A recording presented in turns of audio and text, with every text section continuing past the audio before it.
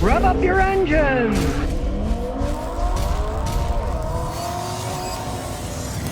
Got an '07 Corolla. The guy bought it and immediately made $1,000 in his pocket. How did that happen? He bought the thing for 1,200 bucks, had like 130,000 miles on it. The next day he's driving around, wham, he gets hit. The insurance company looks at it, they give him 2,600 bucks to fix it. But he doesn't fix it. They're great vehicles that run a long time. They're not tanks by any stretch of the imagination, but all he did was buff it out. Now, you look here, you can see a little crease, okay, you know, but he didn't put any money into it other than buying a towel and some buffing material. He just told me it's $20 worth of McGuire's paste and buffed it out. So he actually got paid to buy the car. He paid $1,200, he got $26, he made money on the deal. Over $1,000. He got paid to take the car. And that was last year. He's still driving it. It's a Toyota Corolla after all. The reasons he got at such a good price to car in the first place is, as you can see, it's a standard transmission. There it is. These ones can run forever, can go forever. But unfortunately, the average American today has no idea how to drive a standard transmission. The resale value of the standard transmissions is low. It's low enough that it might behoove you to learn how to drive a standard transmission. It's not hard. You can watch my video where I do it in a Mazda Miata showing people how to drive a standard transmission. If you already know how to drive a car, it's no big deal learning to drive a standard transmission. It makes the car zippier, they're more fun to drive. Just realize it's not hard. On the other hand, if you don't know how to drive a car, I don't advise buying a standard transmission car. Learn how to shift, put it in gear, and learn how to drive at the same time. My father's generation, boy, they're driving these big hulks with no power steering, no power brakes, and they had to learn how to shift, drive, control it. That was really something. If you already know how to drive, all you got to do is learn how to use the shifter and hydraulics. It's so simple these days that it's not a bad idea. Less maintenance, you don't have to worry about an expensive automatic transmission breakdown. You can save a lot of money buying the cars too because nobody knows how to drive them. So the price goes down. When people want something, everybody wants an SUV, the prices go up. If nobody can drive a standard, the prices go down. As we go under the hood, we see perhaps the best engine Toyota ever made for long life. The 1.8 liter engine. They've made various 1.8 liters. This is the same exact engine that's in my wife's Toyota Matrix. Same exact engine. This particular one is the famous 1ZZFE. Now, he changes his own oil. He does all his own work. Change the transmission fluid. Change the brakes and rotors. As you can see. Now, Toyotas didn't need all that much work, but as they get old, anything does. It's all easy to do. And he was smart. The stupid beauty cover's gone, so we don't have that garbage on anymore. But they're easy to work on. There's so many of them out there. So there's a rampant aftermarket. Parts are cheap. There's so many of them out there. So many of the parts are interchangeable. Now, this car came from New Hampshire, and he lives in Connecticut. So the first thing he did, and you're going to have to do this if you buy one of these cars, he changed the brake rotors and the brakes because they rust. Now, you can see superficial rust on the wheel. Ain't going to hurt anything. I mean, it's not going to rust through driving. It just looks bad. Now, of course, there's no hubcap here. This one looks much better because there's a hubcap on it, but it's still got the same rust underneath. That rust doesn't mean anything. Realize one thing about rust. It likes bare steel, bare iron. It's going to attack those parts. By 2007, Toyota pretty much had anti-rusting in their cars down to perfection for the body parts. Not like it used to be. I had an '81 Corolla, and one day the door fell off when I opened it. It had rotted off in Houston because it's so humid. But they know how to make the body and a chassis now. So that's not a problem. Look and listen.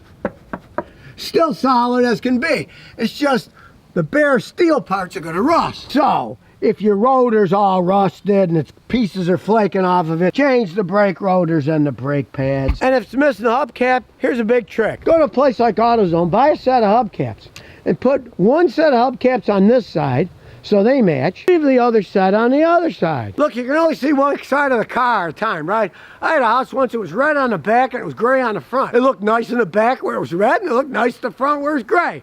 You can't see both sides at the same time. That way, you'll have two spares for the side that you bought, say, from AutoZone, and then you'll have one spare for the other side from the one that you had left over. And then when they fall off or break, you don't have to keep buying other ones. I mean, as you can see, hubcaps are just for show. they don't cover anything up. I mean, it's still going to rust underneath there. They don't serve any practical purpose, but you buy a set, they'll last you forever because you can lose some of them and have ones ready for you. As we look inside, yeah, it's an Econobox car. That's what the Corolla was made for. But it's still got power windows that work. It's got AC, defrost. It's got the crazy Toyota radio. And look, it even had a CD player. This was top of the line in its day. And an ode to modern electronics. It's got a nice little power drop off there. A giant glove box.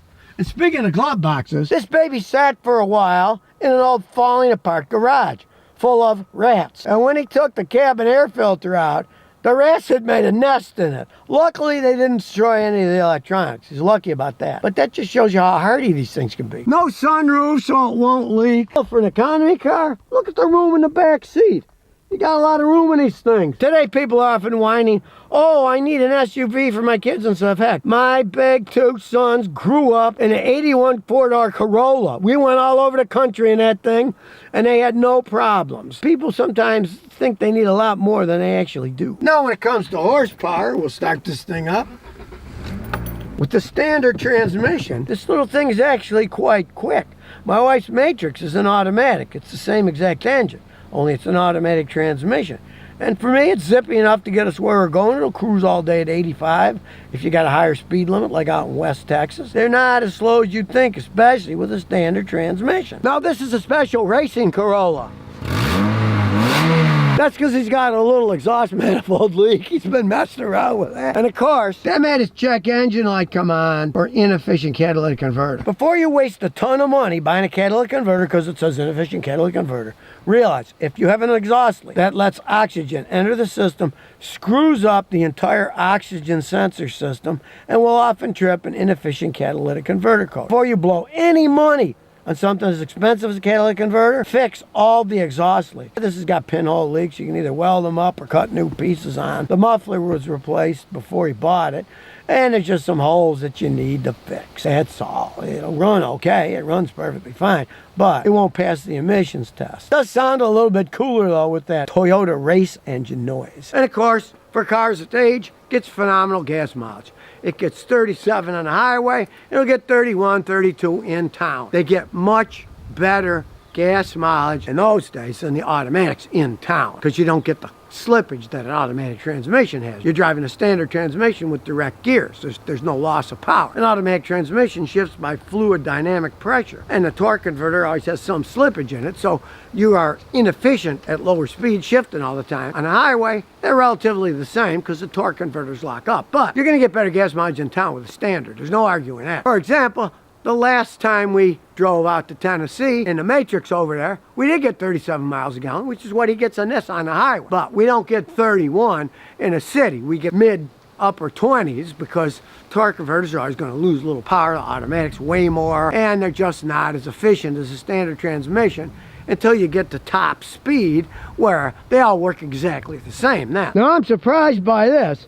The headlights are still shiny. He did polish them with Plexus. That I always tell people, and it does work quite well. I do have to say, on my wife's Matrix, they're nice and shiny, but they're replaced from a Chinese company, and they were only 50 bucks a piece, and I keep them up so they're okay, but these are still original. He just polished them up. Mind you, it was hiding in a garage. And we have a little additional shot here. This is the rat's nest that was inside the cabin air filter. Yeah, a little rat's nest there. Hey, looks like my hair in the morning. Now, to show how well made these things are, it sat for years in this barn, right? Falling down garage barn. He brought a battery because the guy says, well, it doesn't start. He put the battery in, he turned the key, boom, started right up. I mean, that's the insanity of these cars. This is the replacement of the Volkswagen Beetle, only they sold a lot more than the Beetles did. They sold over 50 million of these. That's why people buy them, because they'll sit forever, they'll start, they'll run. They don't leave you stranded. And yeah, I mean, this one is start of the beginning when they started to look a little bit better. The Matrix was a little snazzier. My mother had one in Buffalo. And you know what? They didn't even put snow tires on the front of the thing. It's front wheel drive. They went through there without snow tires. They know how to plow roads in Buffalo, so they didn't even bother putting snow tires in the car. They just drove it as it is. You put snow tires on it, you'll be able to afford wherever you want to go. In an older one, it has electronic technology you want, like ignition coils, but it doesn't have a lot of the modern crap that people hate, like GDI fuel injectors that have 1,000-something PSI instead of these that run on like 54 pounds pressure. What's gonna last longer, gee, you know? All that pressure, less pressure. Of course, the less pressure you have. I mean, think about it. On a highway, 37 miles a gallon. I see GDI cars that don't do that good. GDI does add some efficiency, but mainly it's more for power. The gas mileage is not that difference between this, which is an 07, and a lot of the modern ones. It really doesn't make all that much difference. So I'll take it for a spin. Now we're gonna see what this baby can do, or not do, whatever the case may be. All right, here we go.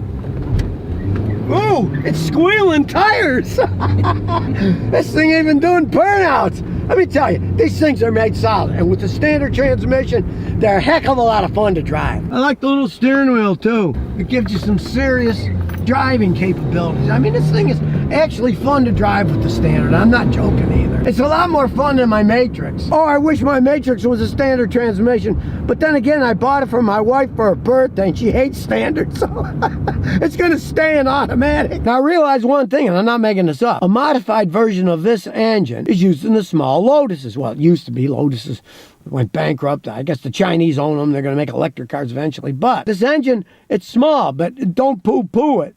You know, it's not a 200-mile-an-hour engine, but driving around, it's got a lot of zip. You'd be surprised. So there you have it. A car that the guy ended up making over $1,000 on it the day after he bought it. He didn't sell it. He kept the car. It runs that great, and he got paid to buy it, basically. And he's put practically nothing in it either. Rotors, $20 a polish. I mean, these things are amazing little cars. It was just a year ago that he bought it. You think there's no deals out there? If you look hard enough, there's always a deal somewhere. Somebody wants cash, and the only way most people can sell anything for any kind of cash is by selling a car. Used TVs, used whatever, go for nothing. But somebody needs serious cash, they're gonna sell a car, and if they really need cash fast, they're gonna sell it at whoever comes with money first. He was the first guy to come with money, and he bought it.